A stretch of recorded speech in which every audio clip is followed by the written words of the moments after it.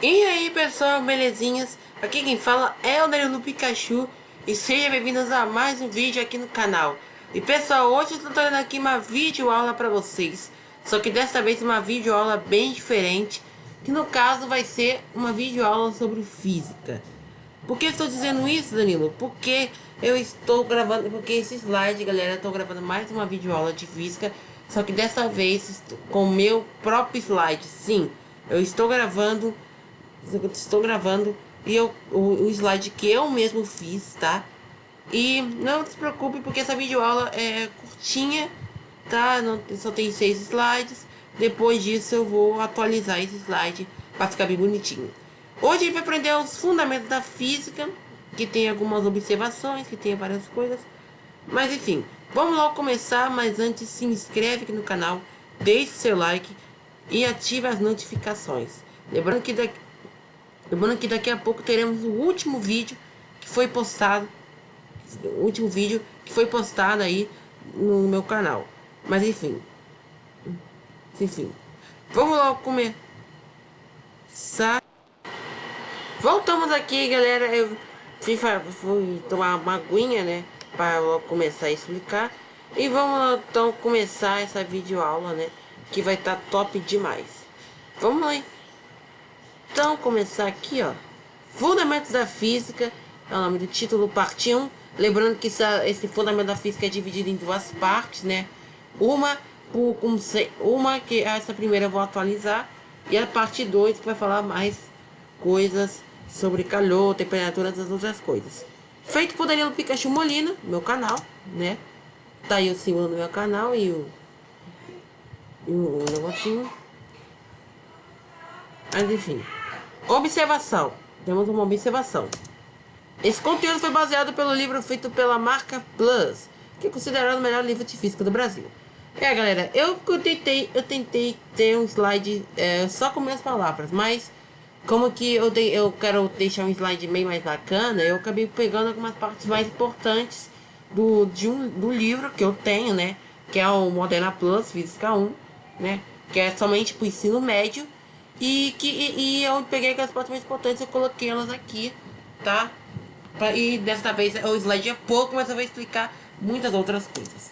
E esse é considerado o meu primeiro slide criado por mim para essa videoaula. Tá aí o livro, né? Que eu tenho, né? Esse é a parte 1, né? Tem a parte 2 e tem a parte 3, cara. É muita parte para física, porque física é grande. Mas enfim. O que é física? Você sabe o que é física? Ainda não sabemos. Física de origem grega significa natureza. Como nas demais ciências, qualquer acontecimento ou ocorrência é chamada de fenômeno, ainda que não seja algo extraordinário ou excepcional. Então, pelo que parece, a física significa natureza, e o objetivo da física era descobrir novos acontecimentos do fenômeno da natureza, novos fenômenos, novos acontecimentos que mudam o sentido na natureza. Isso. Além de, é claro, não ser extraordinário ou excepcional. A física pode ser definida como uma ciência que descreve os fenômenos que ocorrem na natureza. Era isso que eu iria dizer. Era isso que eu disse, né? Que a física pode ser definida como uma ciência. E a física não é só física, só para ciência. Também serve para outras matérias, inclusive a que está na mais reunião é física e matemática. Vamos ver. A matemática está presente para sintetizar o conhecimento sobre os fenômenos estudados na física, além de oferecer os meios para poder sintetizar esse fenômeno. Então a física e a matemática, como que eu iria dizer, que física e matemática estão unidos, né? Unidos. Apesar de a matemática tem mais conteúdo que física, e que a matemática só é cálculo, gráfico e tudo mais, o de física é fenômeno na natureza, movimento e essas outras coisas. E uma dica muito importante: se você não estudar física e matemática, se você não conhecer essas duas matérias, você não vai aprender nada. O primeiro passo para você aprender a física é aprender a matemática. Se você não aprender matemática, você não conhece a física. Se você aprende matemática, você conhece a física. Física. E a matemática está presente para sintetizar, né? Tá, ela vai oferecer um meio para sintetizar o conhecimento do fenômeno. Por isso que muitas vezes que muitos alunos nas salas de aula falam que a matemática é chata. Que vários professores, né, falam que a matemática é mais fácil, porque a matemática é o caminho fácil para ir para física. E muitos alunos falam que a matemática é chata, eu não gosto de matemática. Meu amigo, matemática é tudo. Se você falar que matemática é chato, não tem como você escapar. Porque a matemática vai estar em todo lugar. Então, se você não aprender matemática, você ficará burro para sempre. Ou você não vai ter mais conhecimento na física e as outras coisas. A física também possui um método que ajuda a estudar esses fenômenos. Ele é chamado de método científico. Esse método científico, ele tem 4 opções. É observação, hipérbole, experimento e a teoria. A observação é quando que você observa um fenômeno um fenômeno que você acha que isso deve ser real ou não. Por exemplo, se eu tenho 32 alunos na minha sala e falo que somente 10 alunos fizeram o dever. Aí vem a hipérbole, porque a hipérbole, para quem não conhece, é aquela que dá opinião, tipo, como é que você vai provar isso? Tipo, é como se fosse você tem provas para comprovar. Você tem alguma, tipo, a hipérbole é aquela que vai confirmar se a tua opinião, a tua observação é real ou não é. E pelo que parece, temos a terceira regra, que é experimentação. A experimentação é como é que você experimenta a observação. E isso serve tanto para a teoria, que você vai comprovar se isso é real ou não. O experimento que eu vou fazer é olhar, tipo, se 10 alunos fizeram o dever, eu vou olhar para ver se os 10 alunos fizeram realmente o dever. Então você analisa, olha todos os alunos, faz anotações e chega à conclusão da minha teoria. E aqui a minha teoria é o seguinte, que claro, né, somente 10 alunos fizeram o dever de casa e o resto ninguém fez. Isso. Então o método científico, ele é tanto para a física quanto para a sociologia. Na física você só aprende o básico, mas na sociologia, meu amigo, a sociologia, ele vai aprofundar muito esse método científico. Tanto que vários sociológicos, né, vários caras da sociologia utilizam esse método científico.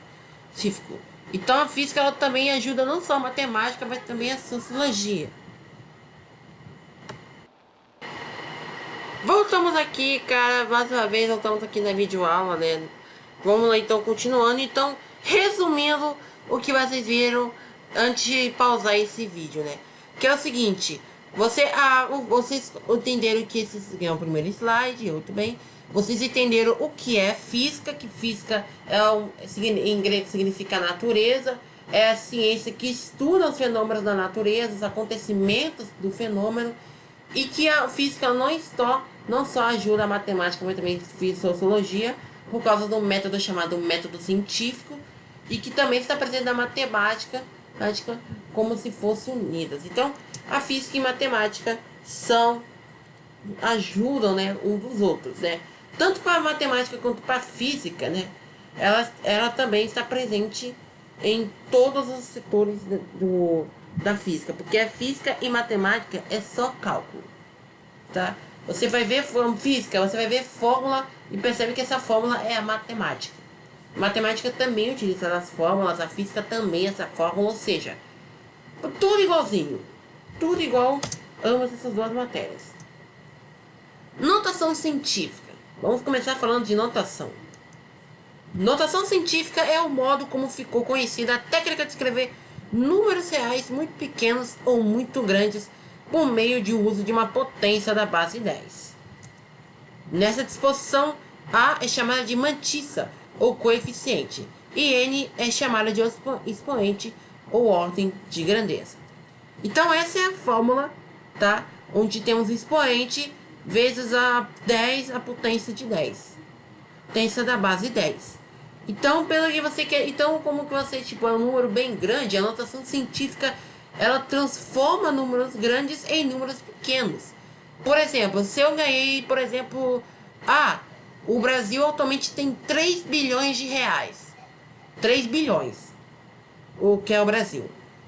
Você tem 3 bilhões. Aí você quer transformar isso em notação científica.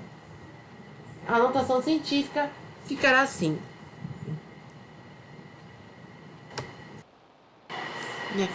Então, continuando aqui. Bom, então continuando aqui, cara, vamos continuar aquela pergunta, aquela exemplo que eu iria dizer, que eu estava dizendo, né? Bom, se você tem 3 bilhões de reais e se você quer converter para notação científica, você não sabe como, você tem que contar zero pra caramba. Caramba. Aí você só aí anota como ficaria em notação científica. Ficaria mais ou menos assim. Ficaria 3 vezes a base 10 sobre, aí você vai contar todos os zeros. Isso é um modo muito fácil com números grandes. Se você não conseguir calcular o número grande, a física estará para ajudar na notação científica. A notação científica ajuda a transformar números grandes em números pequenos. Mas enfim, caraca. Parou? Aqui foi. Chegamos na última slide, que é ordem de grandeza. Vamos ver então o que é ordem de grandeza. A ordem de grandeza de um número expressa com uma potência de 10 se aproxima do número com que se trabalha. Tal raciocínio no mundo prático se faz necessário, uma vez que nem sempre é possível ter números exatos ou redondos para a realização de cálculos. Por isso, a ordem de grandeza de um número é a potência de 10 mais perto do número em questão. E tem algumas regras importantes nessa ordem de grandeza. Se o n for maior ou igual a 3,6, que é mais conhecido como a raiz quadrada de 10, a ordem de grandeza será a base 10 sobre n mais 1. Então, por exemplo, se eu chutar 4. 4 é maior que 3,16. Então, o que vai acontecer? O que vai mudar essa ordem de grandeza?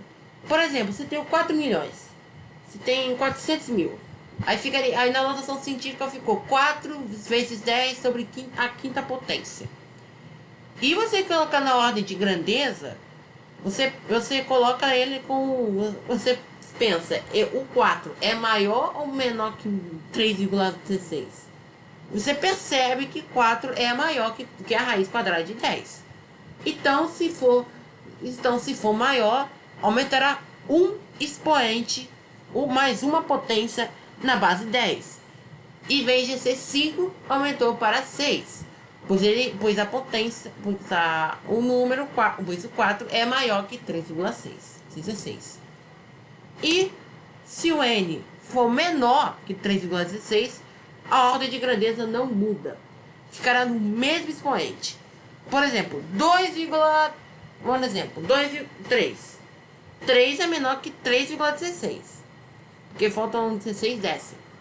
Porque se daria 3,16, seria igual, né? Aí o expoente muda. Mas como é que é 3 e não é 3,16, não, tá aí a só. Se 3 é menor que 3,16, a ordem não vai alterar nada no seu expoente. Ficará assim, ficará na mesma potência. Então foi isso. Essa foi a videoaula para vocês. Espero que vocês tenham gostado. Se você não gostou, se você gostou, deixe seu like, deixe nos comentários e mande sugestões dos próximos temas para as próximas videoaulas. Então se inscreve no canal, deixe seu like. Um abraço e até mais.